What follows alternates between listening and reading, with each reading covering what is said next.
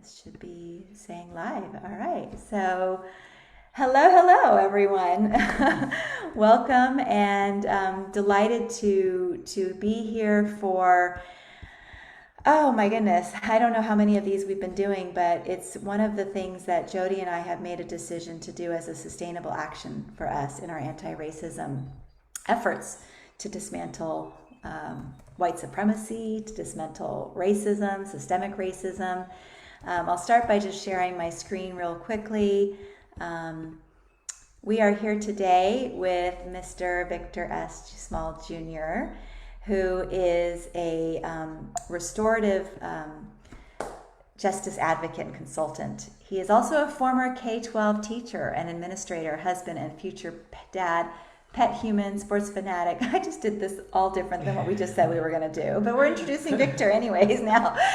Sports fanatic, mostly soccer and basketball. Go Warriors, go San Jose Earthquakes.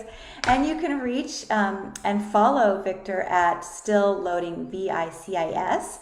And we'll also put his website up later. But before I go any further, I want to make sure I welcome everyone who's attending. Please let us know where you're listening, watching in from. We would love to know how you heard about us. And again, every month we have anywhere from 1 to 5 guests that we either ask to join us or they find us. And we are delighted to be able to do this. So just going to take a moment to say, rather than saying on what land we are sitting, to just remind everybody that all land is Indigenous land. And to take a moment for the Native Americans,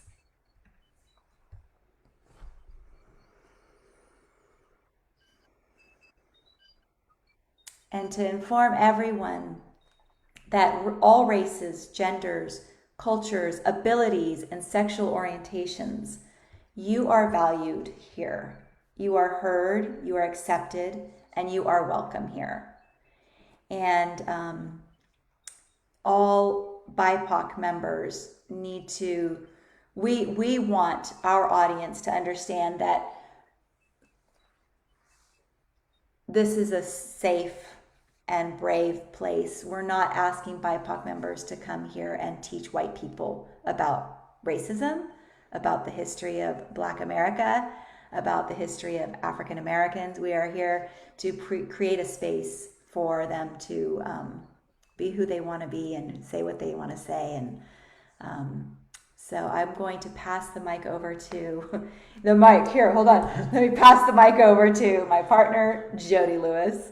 Hi, I'm Jodi Lewis, and I just want to go through again the purpose of the webinar.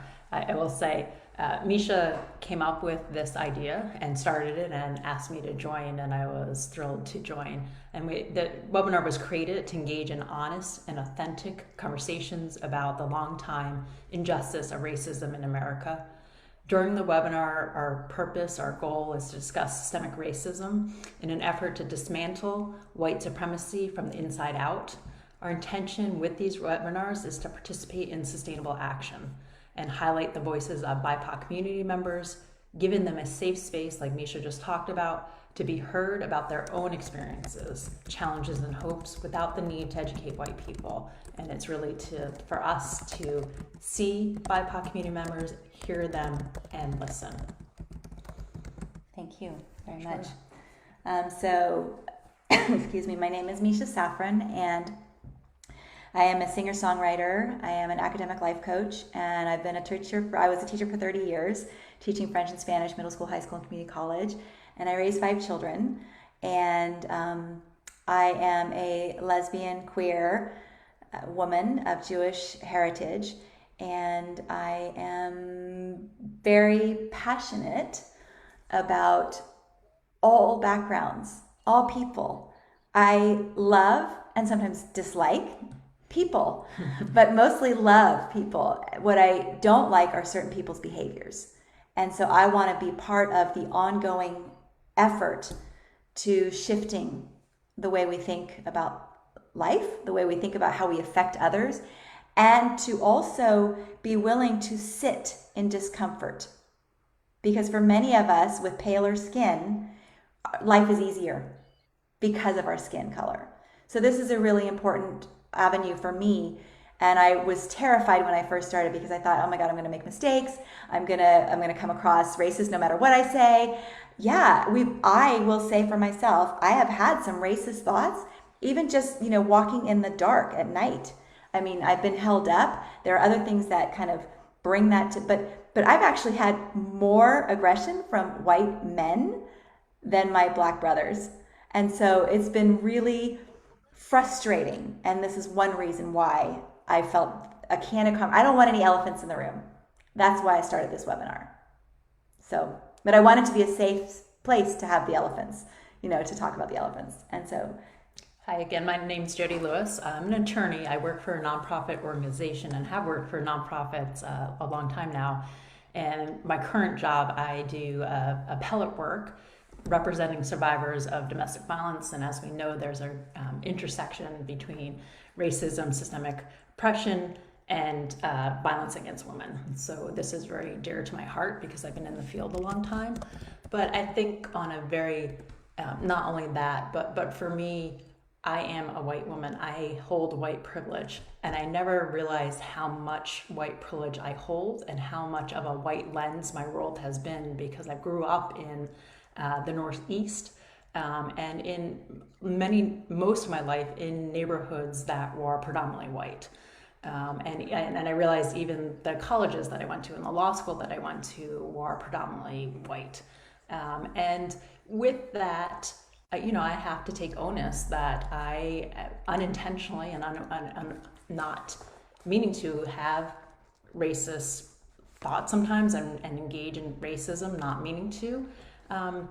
And for me, I personally have to keep exploring that and being willing to look at myself and look at the world around me, connect with people, connect with BIPOC community members, and really hear and see them so that this world becomes a better place. Thank you. Yeah. So, hey, Victor, welcome. We are so happy to have you here today. Hey, thank you for having me. Yeah, it's really wonderful the way we met Victor. We haven't met in person. Well, a lot of people aren't meeting in person right now. But we met Victor It's kind of what it is. Yeah, right? We met Victor through someone named Zuri Soul, who will be our guest in October, and just delighted to have you here. And before we move into kind of an opening challenge for people, we'd love to just find out where you're landing right now. How are you feeling by hearing all that? And, what kind of feelings might be coming up? And just a reminder to all of our guests, Victor doesn't have to answer anything I ask him. Victor can choose to answer, to not answer, to answer it in any way he wants. And we just want the audience to remember that this is a safe place for Victor. So you may have opinions that differ, but when he's talking about his experience, it's his experience. So if it can't, whether it differs for you or not, is not really the point. So back to you, Victor.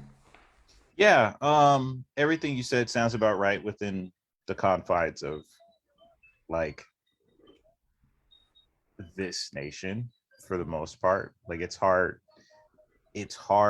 to not have racist thoughts, etc., because we've been we're used to a culture that's basically taught us this. Like we've been indoctrinated into it. So it makes sense. There's no surprises there. Yeah, absolutely. So Jodi, well, I'll let you tell what you're going to say and why. I don't have to do that part. I'm learning everybody to drop back. So I've been reading a lot and listening to different podcasts and TED Talks, and I had listened to a TED Talk, and it started off, it was Jennifer, I have to check the name, Jennifer Eberhardt. I might be pronouncing her name wrong, so I apologize, but she was talking about being on the plane. She was on the airplane with her 5-year-old son.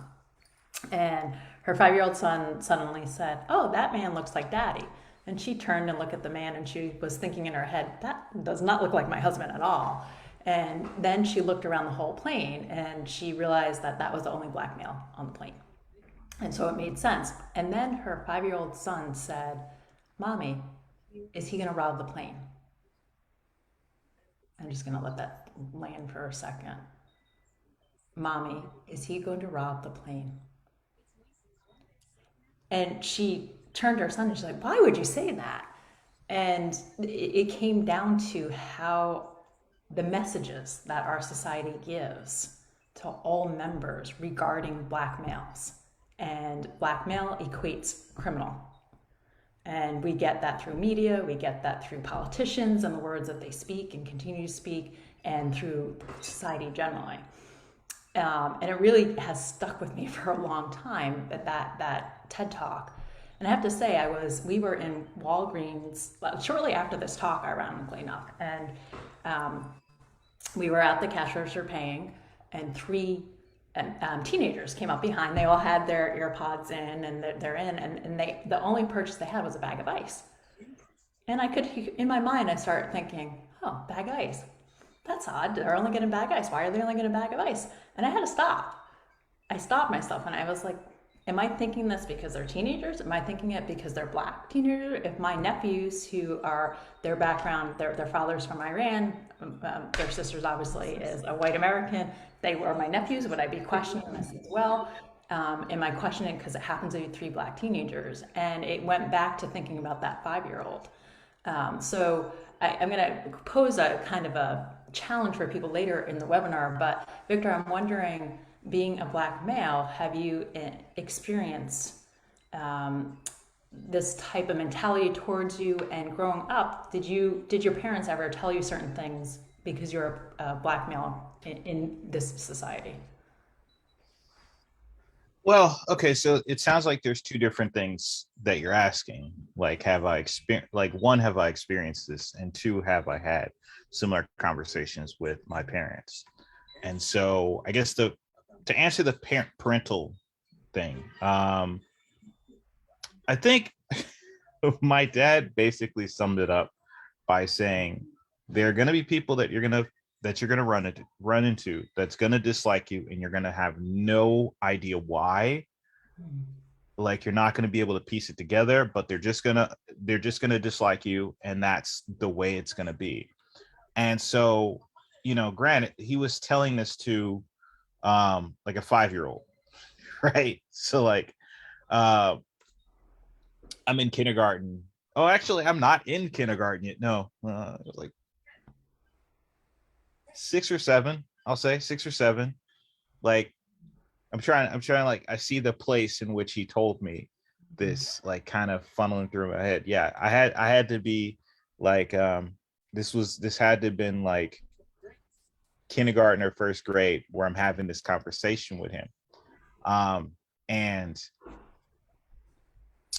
it kind of struck me as odd, but we had the TV on, like, we'd have the news on. I knew about Rodney King. I knew about like all of these different things that were happening. It was like, it wasn't exactly something that we had to talk about so much because it was all over the place. Like, it's hard to grow up black in a society and not know, right? It's hard to like just kind of navigate and not get it. In terms of my experiences, yeah, I have this little dog. It's just not very big, less than about 20 pounds. I'll be walking the dog, and like entire families will just kind of run across the street, and I'll be like, am I gonna rob you with my dog? Like, am I gonna knock you over the head and me and my dog are gonna run to a car or something? Um, there's a part of me that, as I learn more and more, like, I get the culture of it and I get why, right? Like, the why makes sense. Like I said earlier, we've been kind of indoctrinated into this, but like, seeing it in real time, sometimes I have to take a step back because I recognize that I have a lot of different privileges. Like I'm a big, strong male, so like sometimes I'll see people cross the street and I wonder, are you crossing the street because I'm black? Are you crossing the street because I'm man? Are you crossing the street because I'm a black male? You know what I'm saying? Like, is the security guard in the store following me around specifically because I'm black? Is he following me around because I look like I can knock someone out? Or is he following me around because I'm a black male? Right. And that's a question that whenever I have any sort of encounter with someone, I can't help but ask that question. It kind of follows me around. Um, yeah, No, yeah, you just saying that reminded me. We were literally in a Walgreens 2 weeks ago over in Oakland, off of 30. I don't know what street it was, 40th maybe. And there was a cop outside the store, and several people walked in who were not black. And then a younger man who was black and kind of a little disheveled, but walked in, and the cop went right in and Mhm. literally followed him around the store. Yeah, Both of us were looking at each other like, what the excuse me. yeah, We were like, there's an example right there. There was no evidence. Now, granted, we're not from the neighborhood. We don't know anything more than what we just saw, but still there was no evidence. No evidence at all that there was anything wrong or that this person was going to do anything bad. And, I remember watching a video. It was actually made by the French. And I'm pretty sure it was. And there was like this excerpt of this woman getting on the metro and very concerned about where to sit. And she chose to sit next to the white man. And who picked up and grabbed her cell phone before the when the got to the next station was the white man. It was so powerful. It was like, here is an image of, she's like, do I sit next to this black man? Do I sit next to this white man? She sat next to the white man, and boom, her purse and phone were gone. You it's know? it's it's crazy. It's like, I'm going to throw something out there to you. More than likely, if there's going to be, I know we haven't had any of these because people haven't been allowed to go outside for like a year plus, but you remember back when we had like mass shootings? You remember that thing that we had? Odds are, if there was a mass shooting, it was committed by a white guy. I was just listening to Yep. that. But more often than not, you'd see police at urban schools looking for guns, right? Yeah. Those schools, like the schools that are being shot up, don't have that, Yeah. right? And even the schools that like the police showed up at weren't really places that had a history of that at all, Yeah. right? It's kind of that sort of thing that it, it's really funny too. You hear about the news specifically really likes talking about black on black crime, and they ignore the fact that everything is like redlined in our cities. So like black people are around a lot of black people, of course black people are going to kill black people more often. We don't talk about white on white crime or Latinx crime. We don't talk about that, but it's kind of like we're in like the same areas. How could it not be something like that? Um, it's the the thing about the security guard also like is a very interesting thing for me, because if I'm thinking about protecting a store, if I'm following a guy around the store who might be a robber, he's got a head start on you. Like if he's going to take something and run, he's got a head start on you. Like if you're outside in your car and you see the lights, you have a better shot of getting to him because you're in your car. um I don't know if there's any tactical awareness to that. But there's things I've always thought about that, because I have enough time of like watching security guards kind of following me around. um I think once in I was in Spain, and I remember this specifically, because when I got to Spain, I had not seen any of it. Hadn't been followed around by anyone. And then we were in like this souvenir place, and there was a guy following me around, and I went off. I couldn't help it. I went off. I was like, why are you following me around? I have enough money to buy stuff.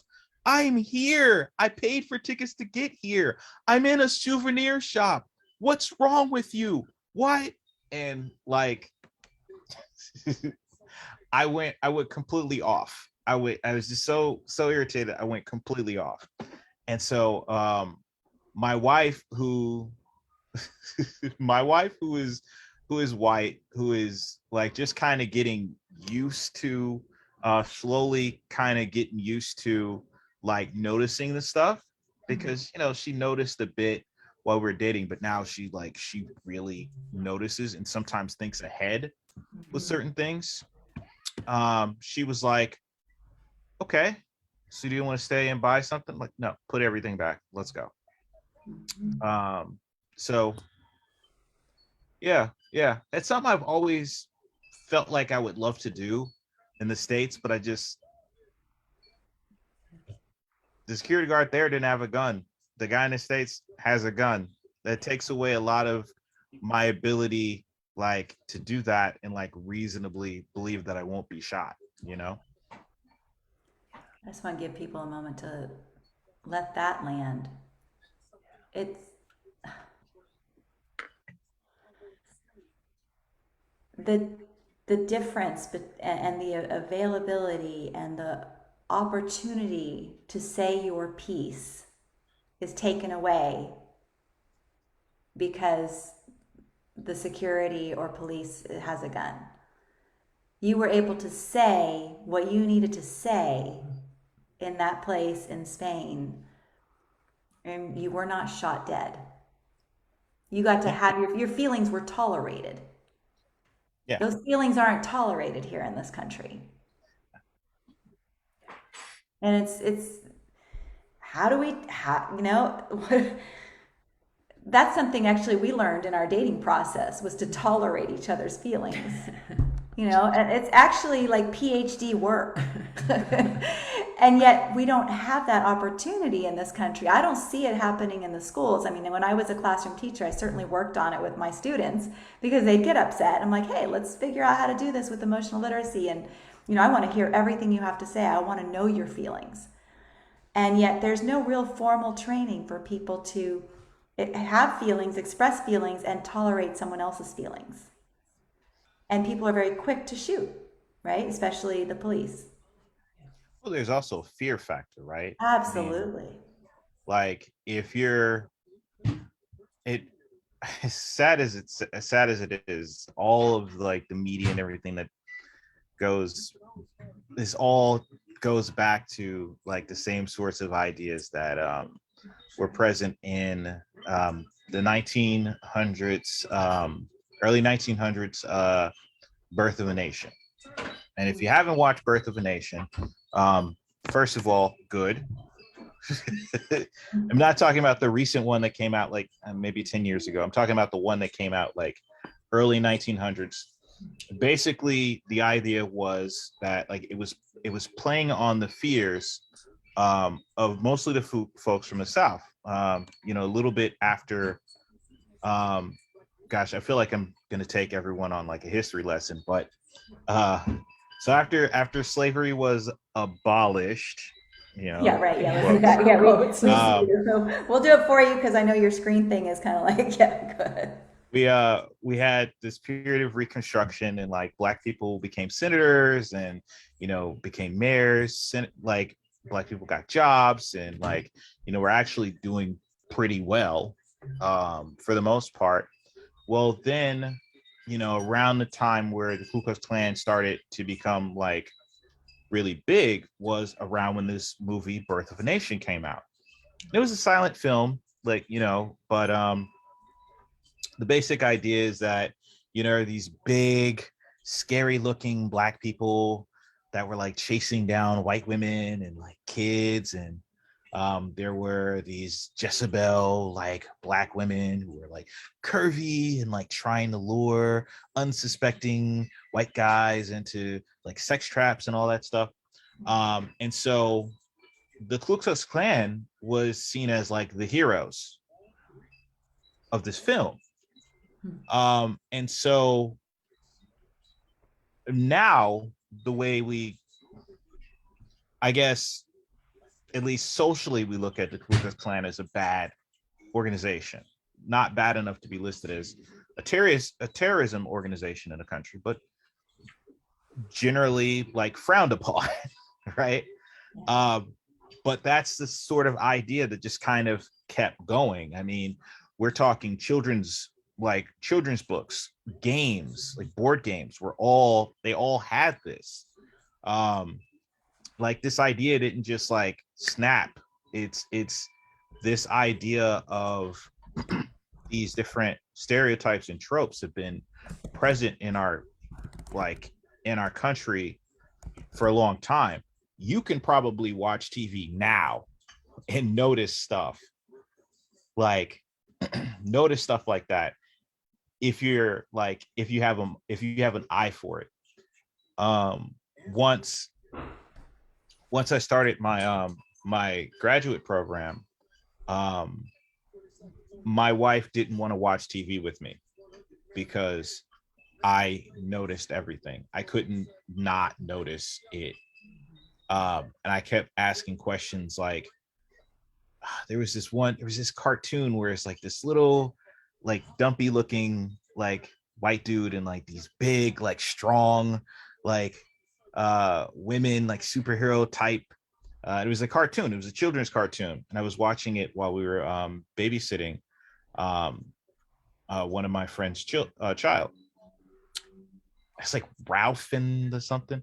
Anyway, the guy, his name like is the name that's in the front of the cartoon. And I was like, why does he get top billing? He is clearly the most useless character in its entire cartoon. Why is he the one why is his name even known? That doesn't make any sense. Like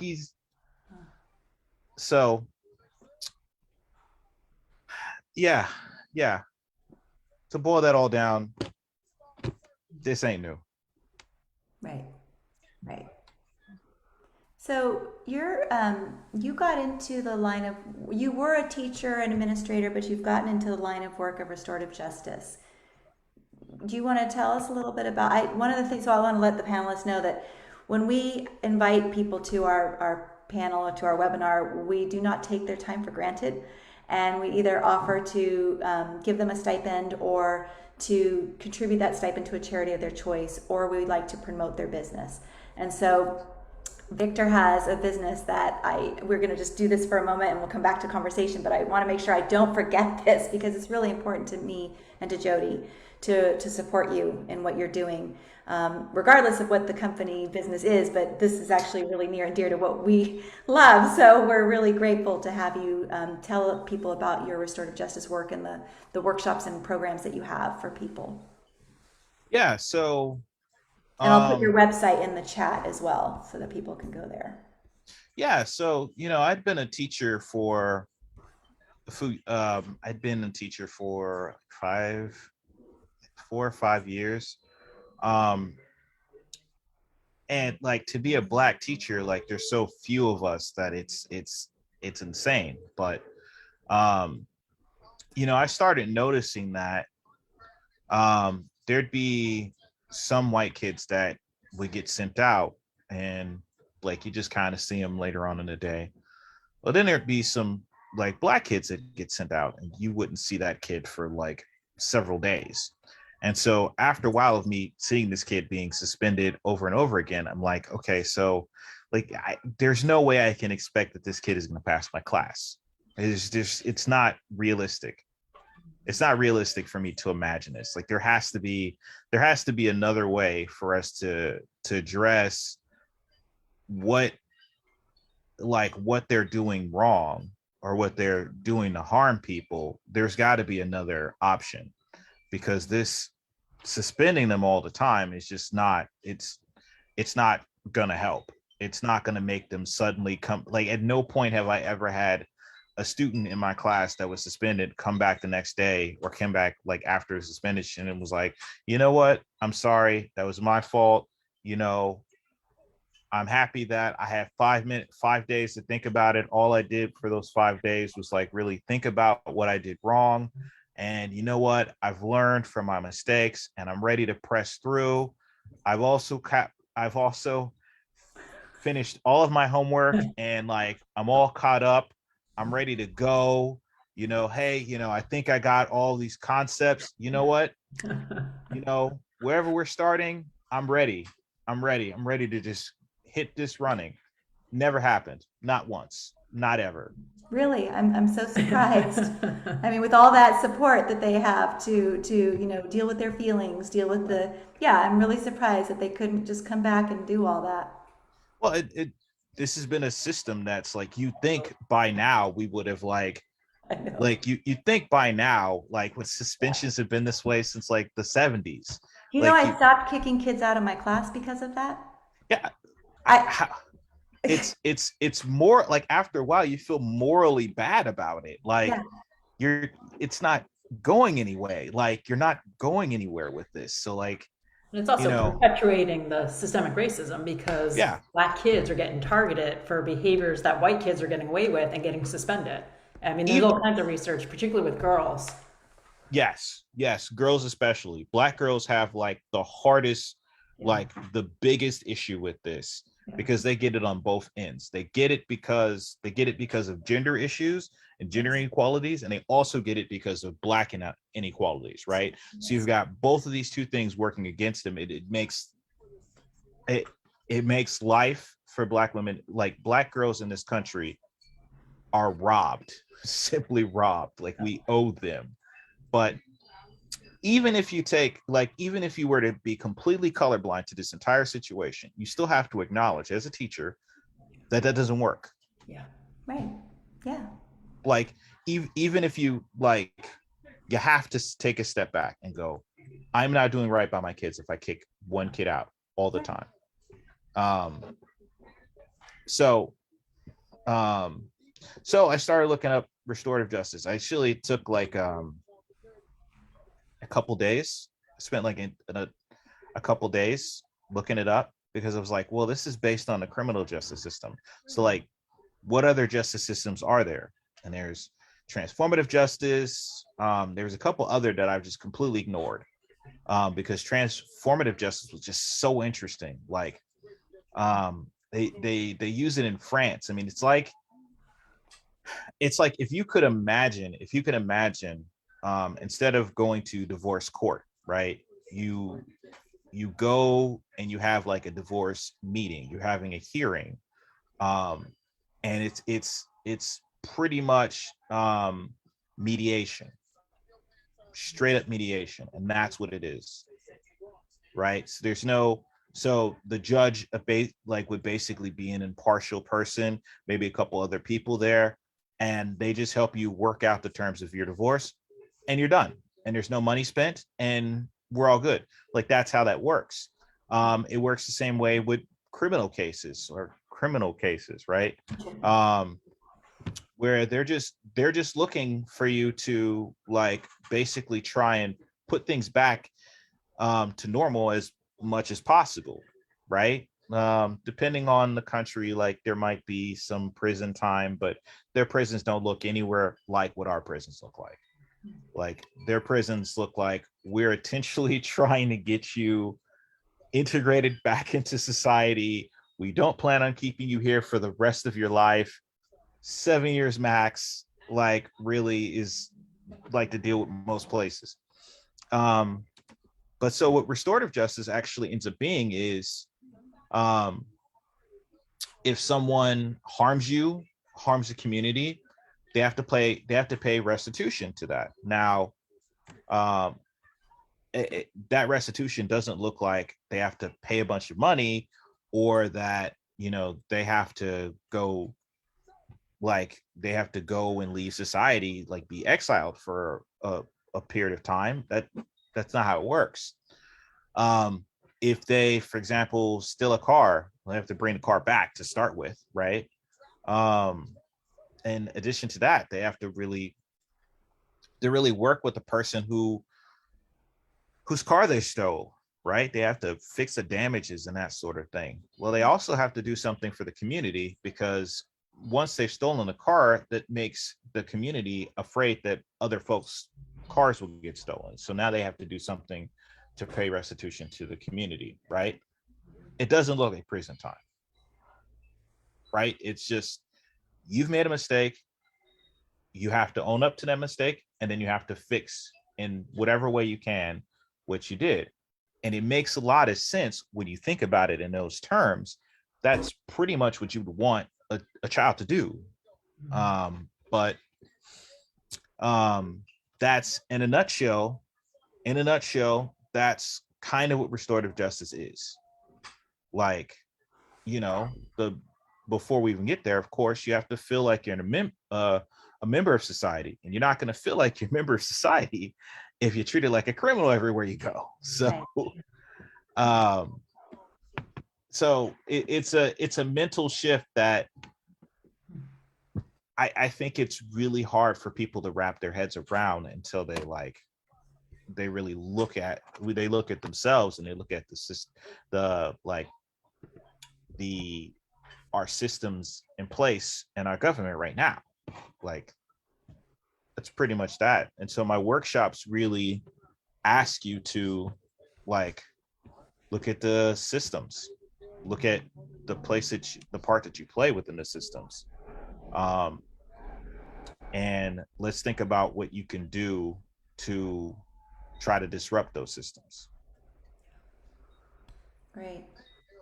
And so, and are these for primarily educators, or are your workshops for everyone and anyone? Well, I did a series in the summer that was mostly aimed at educators, but when it's not in the summer, I do offer them for just anybody, because I find it hard to believe that I find it hard to believe that someone from any walk of life can't come in and get something out of this. Yeah, I'm thinking, even in corporations, I'm looking at the title of your topics. You have topics like white supremacy, microaggressions, dehumanization, triggers and bias training, intersectionality and positionality trainings. I mean, I think like major corporations could really benefit from, even small businesses when you have more than 15 employees and you've got ethnicity, you've got backgrounds. I think that would be a very healing training for a company, and really offer some bonding and pulling people together, as opposed to the silent walking around knowing that there are biases and not talking about them, right? Yeah. Yeah. Well, I mean, that's one of my at one of my trainings, I had someone who was really like, I never, like, sometimes at trainings, like, people's like minds just kind of go, right? Because like, there's a reason why you wanted to like get involved with this. That there was a reason why you felt like you ought to like do something different. But like, when you start thinking about why and like what you can do, like, that puts things in like a completely different perspective for you. Yeah. And so that's something I've had happen. Victor, I think it's so interesting. I want to go back when you're talking about the restorative justice. The piece that you said that's so powerful is that it's about someone feeling like they're a part of the community, so they want to take accountability and make amends, right, to the community. But you were talking about that, often, many times, BIPOC don't feel part of the community because of how they've been treated. Do you have any thoughts regarding where that bridge can happen to focus on restorative justice instead of mass incarceration? Well, I mean, that's the first thing we have to think about, right? Because I'll argue that if you look in each individual BIPOC space, like you'll see that sort of reciprocity, right? You'll see people like trying to build like bridges. Like if I wrong you, I want to fix what I did, right? I feel like that's a commonality. If my wife does something that irritates my cousin, well, she's going to talk to my cousin to try and figure out how to make things better, right? Yeah. Because we have a community built, right? Um, that's something that has to be intentional at this point, and this is like it has to be intentional. Like there has to be a commitment to um, you know, instances in communities where folks can come together and be in a space that's safe and just relax or shoot the breeze or, you know, that's why I really appreciate like block parties.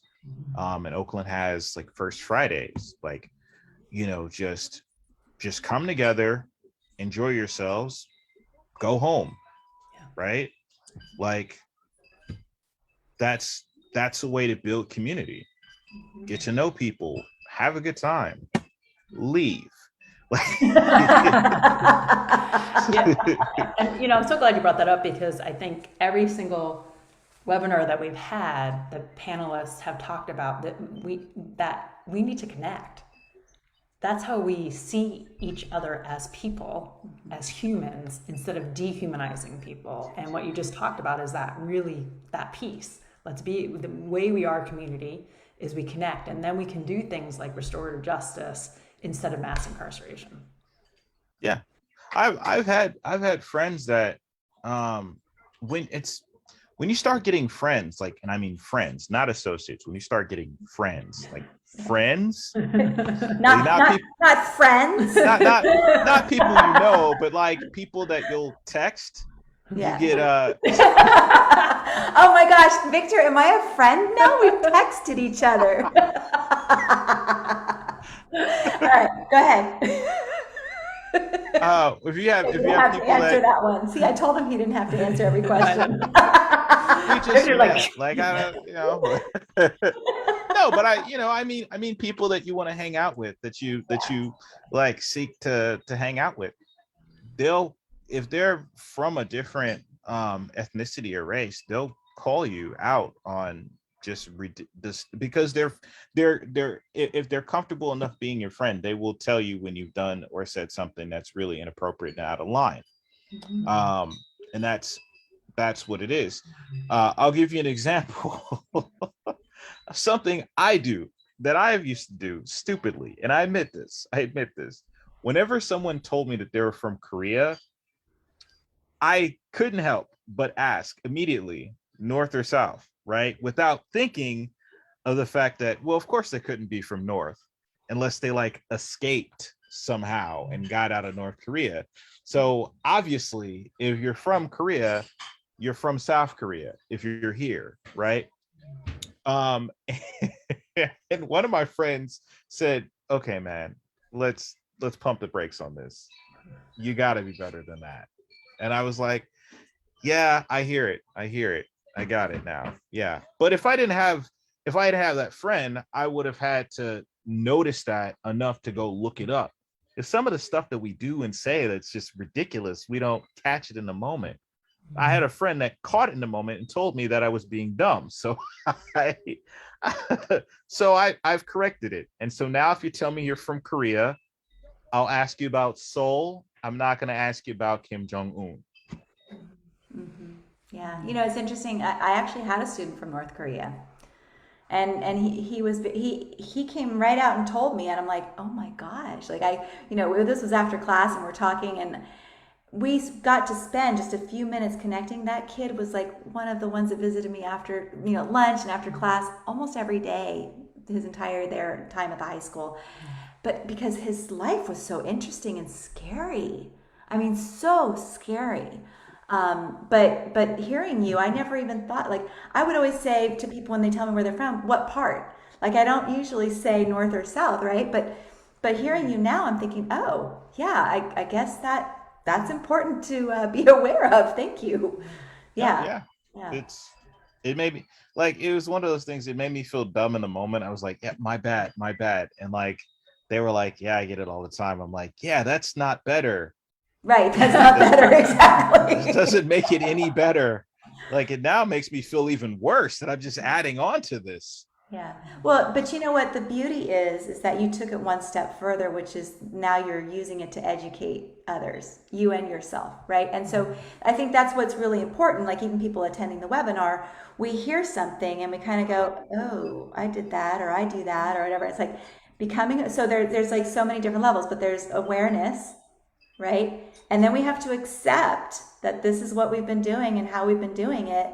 And that doesn't mean we like it, but just knowing kind of that was who I was. And then we get to take action to do something different.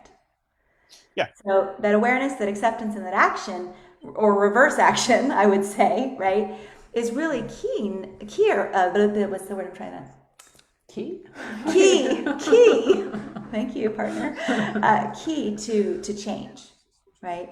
And with that notion, I want to kind of go back to the kids in school. You know, the idea of helping create that connection for them for accountability and ownership. But where is the part where we get to talk to them about why they did what they did in the first place and what feelings are involved? Because hurt people hurt people. Yeah. And so they're hurt in some way, shape, or form. Where in our school system? You know, and I think in some areas it's developing, but where in our system, which alone has a huge level of systemic racism, do we actually get to touch on the emotions and experience of those kids prior to the choice they made? Yeah. To So help them understand that they're not a mistake, they made a mistake. Society makes them feel like they are a mistake, yeah. right? Well, that's one of the things I talk about, you know. So I've always I got really frustrated in one of my classes. One of my college classes, I just completely flipped out. I as you can see, I do this. You're a flip Apparently out. I get to the end and I just flip out. And so, and I don't know that I'm going to stop doing it. It doesn't happen often, but when it happens, it just happens. And so I was so irritated about the system of suspensions because I've looked at the issues like on like three levels, right? There's the education of teachers and administrators going into the schools that needs to change. There's a school system itself, right? And that comes from like the government, right? But then there's also the leadership and the folks at the schools now that actually have to be taught how to do this stuff, right? And so you can't just fix one and hope everything else works out. You have to fix them all. Like what we're looking at is a systemic issue. Correct. And once you change the system, you have to teach people how to operate the system, right? But because we don't have that yet, that's not a thing yet. One of the things that like teachers can do like now is they can start trying to build that in their classrooms now. So that's something I tell the teachers. Like you can hold I guess in elementary schools they call them morning meetings, or in middle school and high school you can have circles and you can learn about your kids and you can learn about who is walking in there with the trauma. Right. Because if you give kids enough chance to tell you, they will tell you. You will learn about all the crap that they deal with. And just getting them to talk about it is one thing. Getting them to talk about it with each other and letting them form bonds and understanding about it, like, makes it easier for students that get harmed to kind of understand what's going on in that kid's life. Right. I taught at a school where there were kids who were gangbangers, right? And the kids kind of knew it, but like when the kids like got a chance to talk to them about why it was that they joined the gang and what their life is now that they've joined the gang, it puts things in a little bit of a different perspective. Now I understand why that kid doesn't want to sit with their back to the door, or why that kid really wants to sit next to the door but is able to look out of the door. Right now that makes sense. Now it makes sense as to why that kid might want to stay after school later to avoid like a rush of kids going, like, or they want to go home earlier, like for safety reasons. Like now that stuff makes sense. But if you never if you never give them a chance to talk, you'll never learn. And then this stuff just pops up, and it surprises you. Like, because I've been the other side of that. I've been the teacher that didn't get it. Like, why are you doing this right now, kid? Why don't you want to sit anywhere else other than like the back of the room, like next to the door? I don't get it. Yeah. Now that I get it, I get it. Well, and one thing you said that I think is really important is, it doesn't happen a lot, but I flip out, right? But you have, as an adult, you have more tools to deal with that growing, boom, flip out, right? Whereas our kids in our community don't, right? So here we are. Oh, look, there's a comment in the chat. Oh, thank you so much for this opportunity to listen, reflect, and learn. I signed up to do a quick check-in consultation with Restorative Justice League, but forgot to include my phone number. So here it is. I won't say it out loud on the thing, but yeah, so probably not a good idea. Please, Victor, write down the phone number so that you can definitely connect with this person. And we're so delighted to have you all here. But so back to thank you so much. So I want to just make sure I put your attention to that, Victor. So I feel like, it's about really, there's just so many levels. Like, obviously we can't fix all the broken ways people are doing things, or even one, and think that it's going to be a miraculous change. But yet there's just, I really feel like it's not even, so I work with kids. That's what I do now as a private practice. And I'm always telling the parents, I have to work with you too. Like, you don't just get to give me your kid. Like, even though it's only 20 minutes a month, I need you too, because your kid needs you to need me.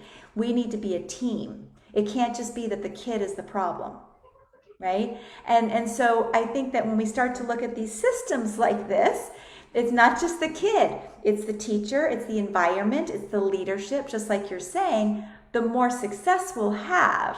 But we have to be willing to address it as a community, not because it's a kid or a black kid or a black female kid.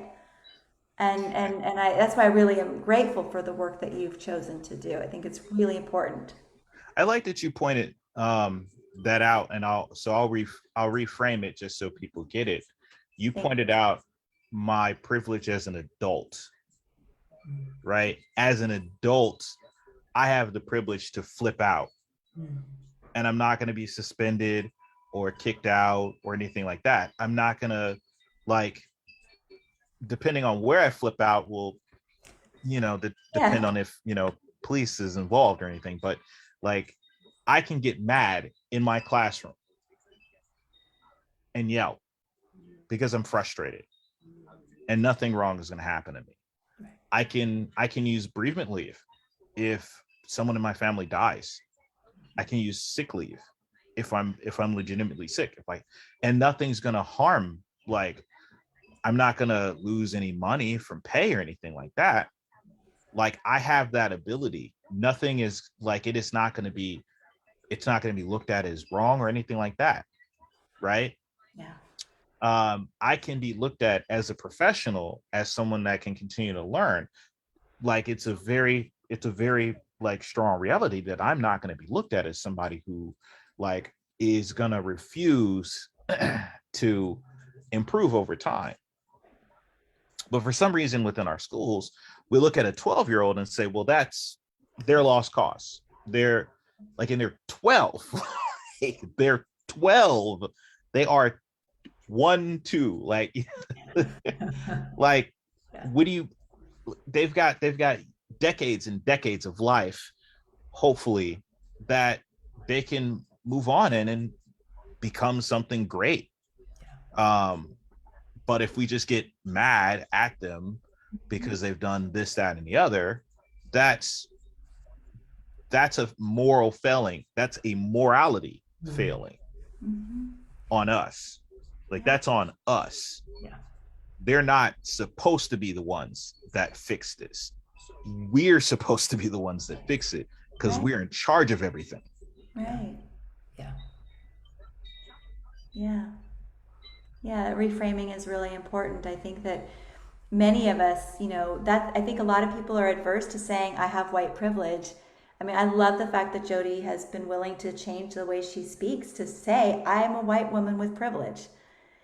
It doesn't mean that she thinks she's superior and higher than other people. She does a lot of really amazing work in the community, and she's white because of her skin color. She has privilege.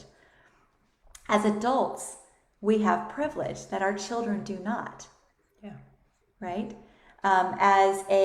Even as an educated black man, you have privileges that some black men do not. Yep. Right? So it's about finding a way for all of us to stop putting other people on pedestals when we have emotions and saying, you can have your emotions, but you cannot. And support each other in restructuring, guiding how to work and tolerate those emotions, and educate if people want to be educated, but Yeah. Well, that's that thing too, right? It's one thing for you to say, it's one thing to like acknowledge that, well, I'll say it to you like this. I've run into people that do this. So if I'm describing you, do better. okay. Take it personal and do better, right? Okay, exactly. But I've run into my paler face friends that will do things like they'll read like a book. They'll read one book, and like now they've like checked it off, and they're like, okay, I'm good now. I'm not racist anymore. Right? Like, I'm all done. We're all done. Process is done. And it's not. No. It's not. Like, I'm still learning. I'm still going to make mistakes. I'm still going to think sexist, right? I have no choice, right? I'm going to try not to. I'm going to try and like notice and call out things like the pink text, which is just so like freaking weird. Now when I buy stuff for my wife, I just go into the male section and see if they got the same stuff there. Like, it's they don't have obscene. tampons in the female section. That's weird too, right? I will never forget when I went into Walgreens. The first time I ever noticed it, I went into Walgreens and like the male section, like all the male shaving stuff is like so cheap. I go into the women's like stuff, and it's like a good $10 more for most of the stuff, and I'm like, it's the same thing. It's like you made it pink now. Like you made it. That's what you did. Like that's all. So I recognize that I'm going to go through life and I'm going to occasionally have thoughts that are sexist, and I just have to do better. I have to keep trying to learn. I have to do better. Yeah. Well, I'm glad you said that, because lo and behold, you did not know this, but that leads us into Jodi's Sustainable Action Challenge to our audience. Because it's true. We don't just do one thing. Like, you don't just attend one rally and now you're an anti-racist and you get a black card. Yeah. Like that's not the way it works, right? We have to be, and granted, the challenge is there are a lot of things, especially in the last 4 years, there are a lot of things that we want to be able to support. So how do we, balance our time? One woman who identifies as queer and black said to me, Misha, you're not taking care of yourself. And if you don't take care of yourself, you can't be a good ally. Yeah. But I was terrified of taking care of myself and stopping to do this, that, and the other, right? But she was right. I couldn't be a good ally if I was drained. Yeah. So it's So about identifying sustainable action that you can do to be anti-racist and to whether it's reading a book a month. I mean, part of our sustainable action is doing these webinars, and but it doesn't just stop there, folks. It doesn't. So thank you for putting your finger on that, and we'll come back to that in a second. We're almost done here, but I want to give Jodi the chance to say what she suggests for everybody this month. Yeah, so because I get up early in the morning and I run and walk, and I've been listening. My new routine, I used to listen to music, but my new routine is listening to podcast or TED Talks or Code Switch or just different things. And because of a number that I've listened to, and the TED Talk that I mentioned earlier, I just keep coming back to the messages that we get. And Victor, you talked about just watching TV and all the, you can't watch it without being like, what's happening here? Like, how are they saying these things, and how are they giving that character the lead here when there's everything going on? So my kind of challenge until our next webinar is for you to daily consider what messages are you hearing and how are you responding to it. Not necessarily Victor, but everybody. Yes, not Victor. Not the you, Victor, but everybody who's watching, listening on Facebook or here on YouTube. Yeah. Because I think a part of us dismantling racism is to be aware of it. And so much is covert. I mean, the overt stuff is there. The Ku Klux Klan, all the Nazi groups, that piece. But it's those very covert messages that happen again and again and again that we just become, I'm going to rephrase it. I know that I don't see them in my white lens and white privilege. So I am challenged myself to daily look at stuff and question it instead of just keep walking by.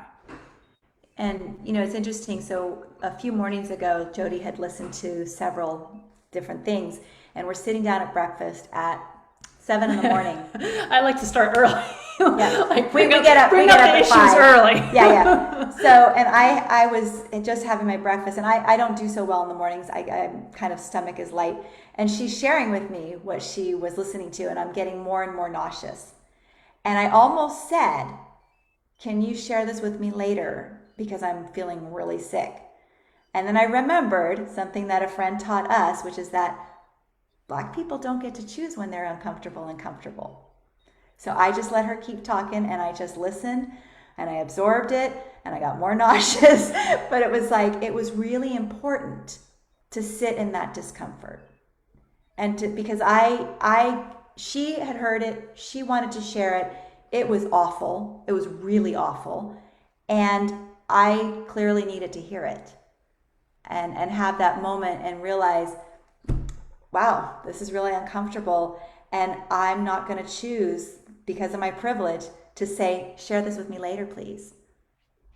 And so that's also another invitation to our audience to identify when you're hearing things, when you're noticing things, when you're seeing things, to not run away from it just because it's uncomfortable, because that's a privilege.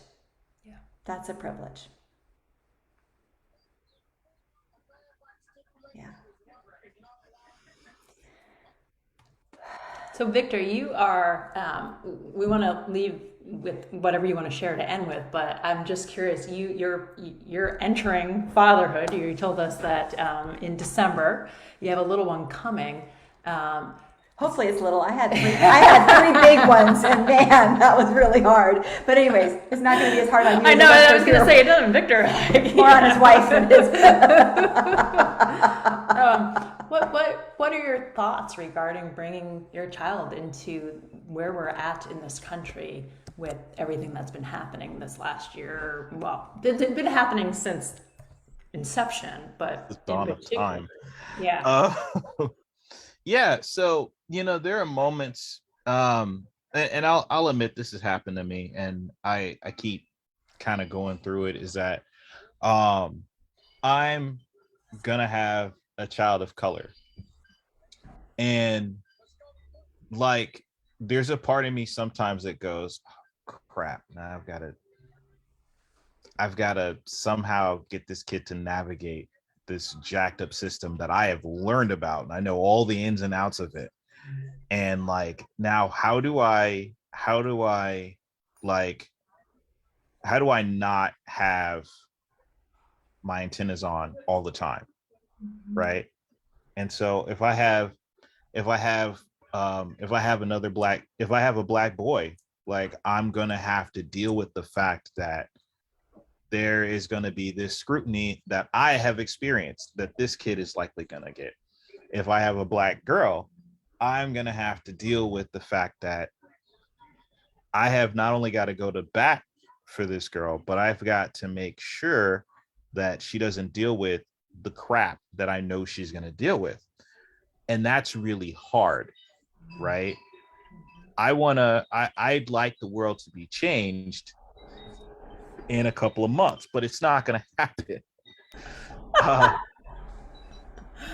It's not going to happen. So I've got to help. I have to do what I can to make sure that they're going to be able to navigate this as best they can. But yeah, that is a thing that goes through my mind every now and then. Which is something that white people, y'all don't get to think about that. Y'all have to think about that. I was actually just thinking about, I remember when I was pregnant, I was afraid that I would lose my children because I had a friend who'd actually had her baby shower and then her baby was stillborn. And I was always scared that I was going to lose my baby, but I didn't have to have that same fear I was worried, are they going to be healthy? Well, first, are they going to be alive? Are they going to be healthy? But no, I didn't have to have that fear. And it's awful. Yeah. I was looking up, all the new parent stuff, like, what sort of music I can play while, the baby's in there. And the same article, it's talking about, so you shouldn't play it and expect, your kids to come out and like be geniuses. And I'm like, that's not, who does that? Who? And then there's like that do that, there's actually. like There's Mozart, so my baby's a genius. But there's like preschools that you have to get, like, that you can go and get your kids signed up for. And I'm like, who's thinking about that right now? White people. Yep. I mean, it's true. I mean, I was just like, no, I have so many different other fears going through my mind. Yeah. That is not what preschool I'm going to get my kid in right now. No. It's holy crap. It is. Yeah. Wow. But yeah, that's a thing. That's the thing. I'm not, my kids aren't gonna be any better off whether they're in private school or public school. They're still gonna deal with the same crap. So yeah, it's how do I help them navigate that crap? Absolutely. Yeah. Do you feel that? Do you have any hope? Boy, that's a question. Again, you don't have to answer it, but I mean, I'm not asking that because I feel it's all dark with you. I just wonder if there's been any shift or any change for you at all, any time. I don't know, any time where there's any where you're feeling an essence of hope for change. Well, since I've started this, I guess I'll say it to you like this. Before I decided to like go on and become a consultant, I had been working at places where it would have been nice for them to hire someone like me. And so, I really just got the impression and had the fear that no one was going to want to like kind of revamp their school in the way that they should be at least thinking about doing. And then more and more I started running into people that, was interested in that. And I started running into people who do similar things that I do, that are down for the cause like I am. Maybe they do different stuff, but they're working with different schools to do some of the stuff. And that gives me some ray of hope. But that's just on the front. That's just on the school front. That's not on, that's not on any particular job front. I don't know anything about that yet. I haven't run into those. I haven't ran into that situation. But I have some hope. I do. I have hope that we'll make intricate steps while recognizing that intricate steps are not enough. Thank you so much, Victor. It was really an eye-opener and a pleasure and a pain to have you here. It's important. I mean, I really think, I have another podcast and it's all about the coexistence of joy, pain, and the truth of it all. And so your candid responses and you being here with us is really a gift. And we hope that you also have a return and have some people that come to you to do that restorative justice work. And for people who didn't see the website, I did put it in the Facebook now. It will be on the YouTube, but it is www.therjleague.com, www.therjleague.com. And Victor is very generously giving 15-minute consultations at no charge. So but I really, so I urge everybody to pass out Victor's name. Feel free to also share this webinar. If you are a person of color yourself and would like to be a panelist, please reach out to us, Jodi Lewis, Misha Safran. And if you are on this webinar, watching on Facebook or here, and know of people who could benefit from attending, please let them know. Again, it is a free webinar.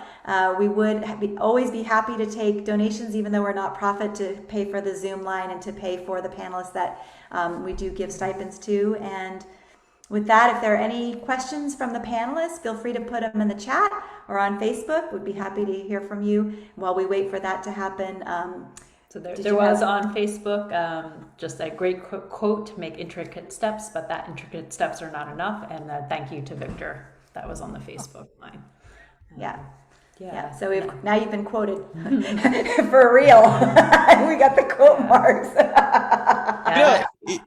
That's something I've always kind of thought, like now that people are dead, like we have quotes from Malcolm X and Martin Luther King and all that stuff. Like, who do we quote that's alive now that like we just kind of walk around? Victor Small. Yeah, no, I mean, I've always thought about that. Like, like will there ever be something that I say that like ends up in like a book somewhere where someone's like, this guy said this, and I'll like flip through the book and go, oh, that's me.